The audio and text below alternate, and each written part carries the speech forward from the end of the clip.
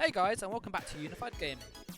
Now today we're going to continue our tips and tricks series where we're going to look at how to get your hands on some burn and Spellweave weapons and jewellery with as little effort as possible. Now if you enjoy these kind of videos, then obviously like, subscribe, all that good stuff. It helps me out, it helps out the channel, and it also shows us that ESO is some content you want us to continue to feature. Now with that said, we're going to jump into the video.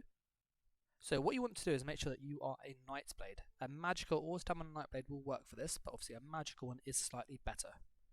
You then want to come to this spot here, so outside the dungeon, so City of Ash 1, and it's in green shade if you're unsure. So come outside, sit outside the door, makes it even faster.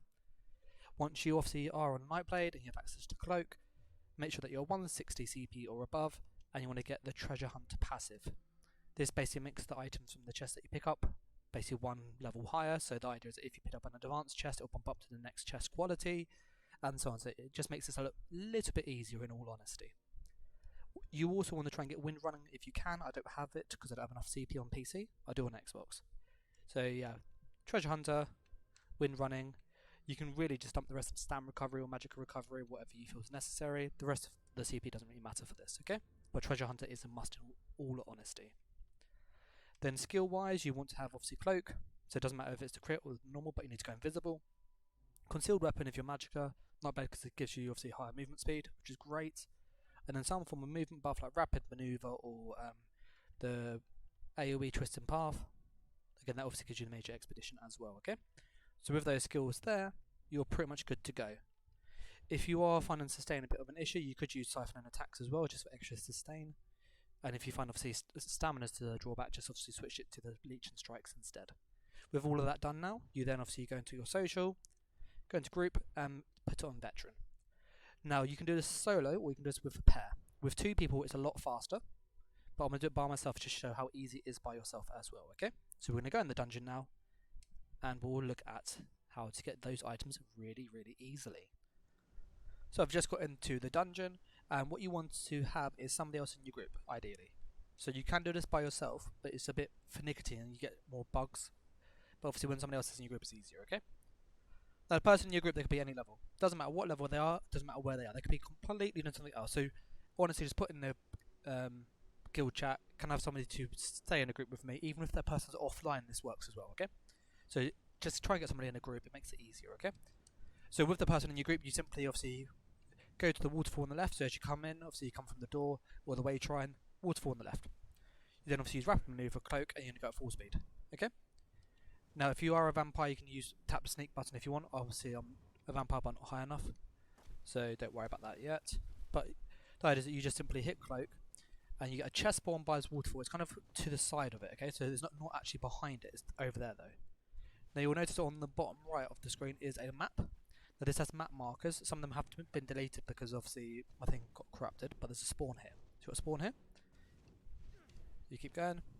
And this is the left side. So when I say obviously left side, this is what I mean, okay? So as you go up here, you can get a chest spawn that spawns up here. So there it is. You can get a spawn that spawns between these two rocks. There you go. And you keep going up here. Now these ones are rare. Now I know people have said that you do see them. I can't remember seeing them if I have, in all honesty. But apparently you can get one here, you can apparently get one here, okay? So I'm not 100% sure on that.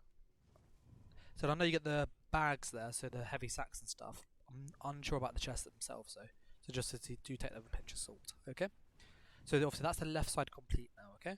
The right side is slightly longer, but this whole route will take anywhere from 4 to 6 minutes. And it'll give you access to 2 drops.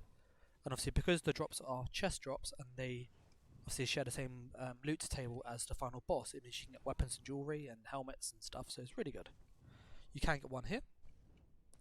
I did run past and I did hit it, but I don't think I showed people where. So you can get one down here though. So you can get one there. So you get one there, run up here.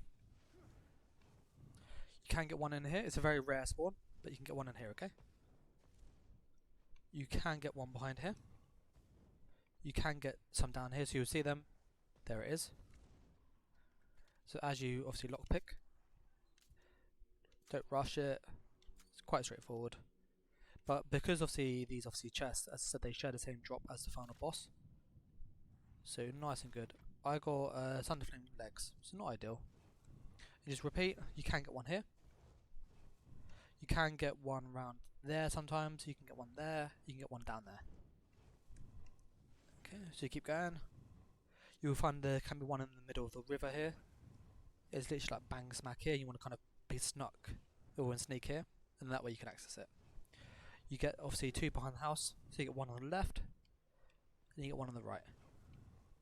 So you go from here, what you can then do is just jump up here, jump across, cloak. And then obviously as you go up, there's some that spawn in these huts, so you get one in that hut there. You can see in these anyway. But you just keep going up. And we've pretty much finished the route now. You go left around here, you can get one in that hut there. None on that left side, so don't worry. You can get one over here though, so you can get one there. Now I've heard people say that you can get some up here. I've never seen it myself, so again take it with a pinch of salt. But obviously you run up this way anyway, so you probably see it if it's there. Keep going, you can get one behind the boss. So you can get one right here. You go back round on yourself. You can get one, obviously, behind here. You also get heavy sacks as well, which is quite nice. So you can get materials from this. So it doesn't hurt picking them up. You can get one behind the tree. So that was no for today. And you can get up to here. So this is the end of the route. There are 1 or 2 that are bugged. So you can see there's one on the map there that is actually bugged. So that one there, I've never seen it spawn. And you can get one down here again, but because you have to go through all the ads, you won't actually be able to use it. So if you get to this point here, you reset. You're guaranteed at least 1 chest, and 9 times out of 10 you'll get 2. Now to reset is really easy. You just simply go to your person, you go group, travel to them, okay? If they're in different places, travel to anybody. It doesn't matter who it is, so just travel to anybody. Let's go Bankore. And then once you're obviously there, you then get to reset the dungeon, and it's a bit like Skyreach. So if you're familiar with Skyreach and how it resets there, then it's exactly the same sort of setup. That you go into group, you turn it from veteran to normal. You have to see in the top right that difficulty does change, otherwise this does not work. Okay, so just sort of do factor that in. Now if you are somebody on Xbox, I'm unsure if it works on PS4, but I know it works on Xbox. What you can do is you can actually make a party with yourself. So if you get a friend, so say I'm in this party with Vespi, I could then obviously use my Xbox home button and then basically click join, and it will let me obviously join him, and then I can be in the party by myself. So once you've kind of finished the route, you go social, group, normal, and wait for it to change. The difficulty is now changed to normal, as you see in the top right. You then repeat and do it again to veteran. Now change back to veteran. Now all of the chests would have respawned, and now we're good to go once more. And it's as easy as that.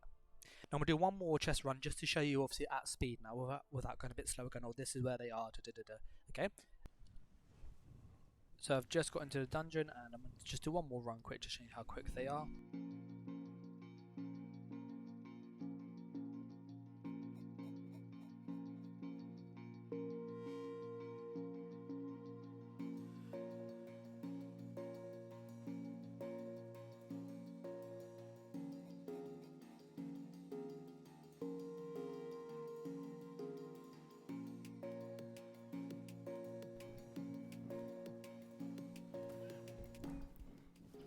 Now if you enjoy these kind of videos, and obviously like, subscribe, all that good stuff, lets me know that obviously you want to see more ESO content.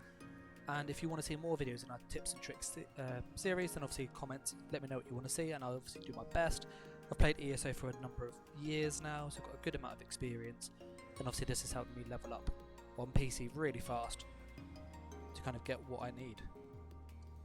So with that said, I'm going to obviously jump off. Thank you for watching, and I'll catch you in the next one, guys. Take care. Bye.